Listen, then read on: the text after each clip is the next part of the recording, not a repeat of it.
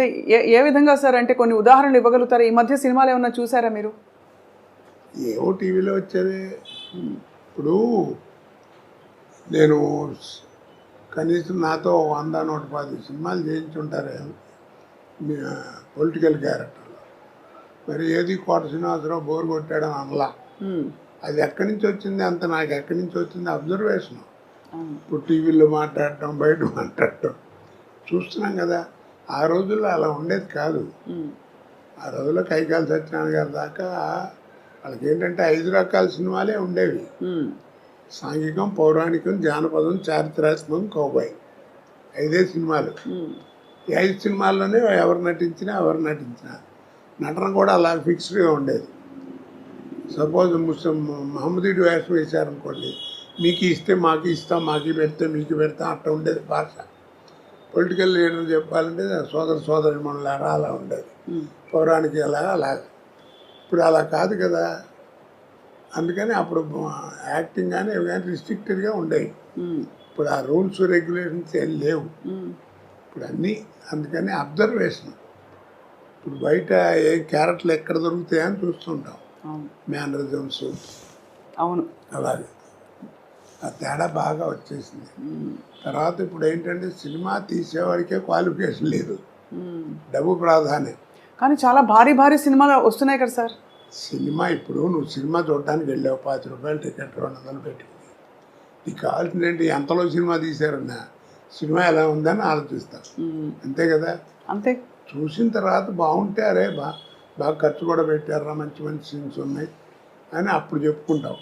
అంతేగాని సినిమా బాగాలేదనుకో నెగిటివ్గా చెబుతారు. ఎందుకు బోళ్ళు ఖర్చు పెట్టారు, నువ్వు అడ్వర్టైజ్మెంట్ చేస్తే వచ్చాం, ఖర్చు ఏం కనపడుతుంది తప్ప ఏం కనపడతలేదు సినిమాలో అంటారు. అలా ఉంటుంది. మరి మొత్తం మీద సార్ అంత బిజీ నటనా జీవితం నుంచి మీరు రంగస్థలంతో పాటు మీకు రేడియో అనుభవం ఉంది, అన్ని పాత్రలు వేసిన తర్వాత ఇప్పుడు మీకు నటనకి దూరంగా ఉండడం అన్నది కొంత బాధ కలిగిస్తుందా, లేక హాయిగా జీవితం ఇలా బాగుందనిపిస్తుందా? ఇప్పుడు బాధ కదండి. అంటే తోచదు ఫస్ట్ పాయింట్. రోజు 100-150 మంది మధ్యలో యాక్ట్ చేయడం కదా. ఇప్పుడు ఏంటంటే ఒంటరిగా ఇంటి దగ్గర కూర్చోవడం, నేను మా ఆవిడే లేకపోతే మా కోడలు మా మనవాళ్ళు ఏదైనా కాలేజీ నుంచి వస్తే వాళ్ళతో ఒక 5 నిమిషాలు మాట్లాడటం. పుట్టేప్పుడు అంతా ఇట్లా కూర్చోవడమే కదా.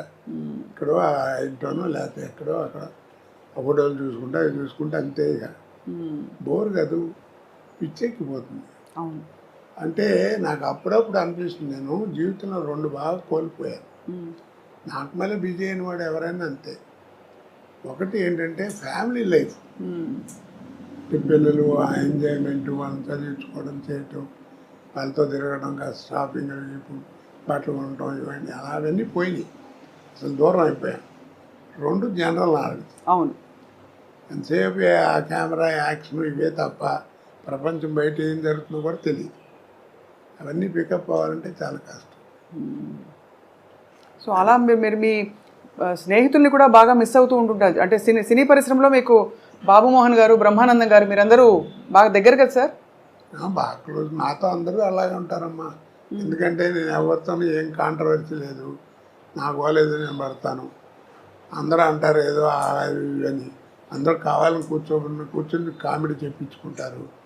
సినిమాల మీద జోకులు చెప్తామంటే వాళ్ళు చెప్పించుకుంటారు. అందుకనే 40 సంవత్సరాలు బతకగలిగాయి. లేకపోతే కాంట్రవర్సీ అయితే ఇప్పుడు పంపించేవారు. ఏదో ఒకటి గురించి అనడానికి ఏముంది, అనాలంటే బోళ్ళు అనొచ్చు. నిజమే కదా సార్. అంతే. అంటే కానీ మీకు అనే అర్హత కూడా ఉంది ఒకవేళ. ఏదో అర్హత ఎందుకంటే మీరు మీ స్వానుభవాలే కదా. మీరు 25 ఏళ్ళు రంగస్థల అనుభవం ఉందంటే అది తీసిపారలేని విషయం. ఆ రోజుల్లో మాండలికాలు ఇవన్నీ నేర్చుకోవటం అంటే తమాషానా.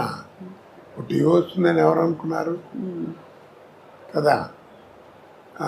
నాటకాలు మొట్టమొదటి అసలు రేడియో లేని మనం లేవు. అవును. అసలు రేడియో దగ్గర ఏంటంటే వాయిస్ని ఎలా ఉపయోగించుకోవాలి, మైక్ని ఎలా వాడుకోవాలి, ఎక్కడ ఒత్తు, ఎక్కడ కామా, ఎక్కడ ఫుల్ స్టాప్, ఇవన్నీ నేర్చుకుంది రేడియో దగ్గరే కదా. అవును. భాష.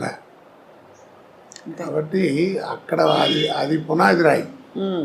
తర్వాత ఈరోజు పురోగతికి అదే పునాది రాయి. తర్వాత టీవీ వచ్చేవాడికి ఏమైపోయిందంటే మాకే థ్రిల్, నాకే ప్రతివాడు ఫీల్ అవుతారు అది నటుడు. ఎందుకంటే నాటకాలు అంటే ఫోటోలు ఉంటాయి, ఇలా పెట్టిన ఒక యాక్షన్ ఫోటో ఉంటుంది, అలా ఉంటే అలా ఉంటుంది స్టడీగా. కానీ మనం నడిస్తే ఎట్లా ఉంటాం, మాట్లాడితే ఎట్లా ఉంటాం, అది ఎవరికి తెలియదు. మొట్టమొదటి నేను ఫీల్ అయింది నా లైఫ్లో, నేను ఎక్స్ప్లెయిన్ చేయలేను థ్రిల్ ఏంటంటే 2 నిమిషాలు. గోవింద్ చౌదరి అని టీవీలో ఉండేవాడు, ప్రొడ్యూసరు. ఆయన రికార్డ్ చేసి ఫస్ట్ డే పండగ వచ్చింది నాటిక. అదే నాటిక ఫస్ట్ రేడియోలో టీవీలో నా తెలుగు నాటకం ప్రదర్శించబడటం అదే. ఆ రికార్డ్ చేసి రే ఒకసారి చూసుకోండి వస్తుంది ఇప్పుడు అని చూపిస్తున్నాను చూపించాడు.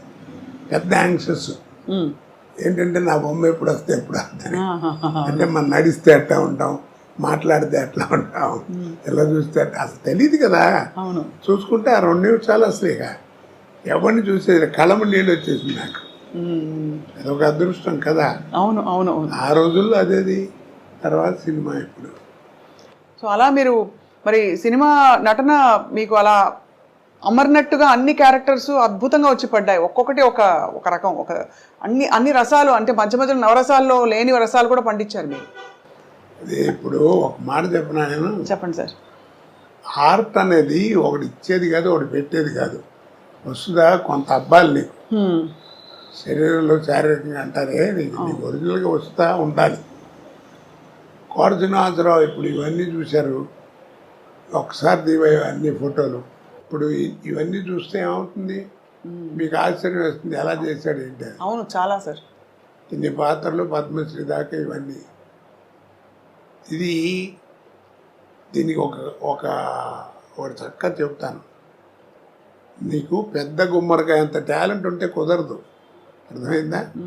పెద్ద గుమ్మడికాయ అంత టాలెంట్ నా దగ్గర ఉంటే కుదరదు. ఆవగిందంత అదృష్టం కూడా ఉంది. అది అవునవును. ఆ 2 కలిసి వచ్చిన వాడే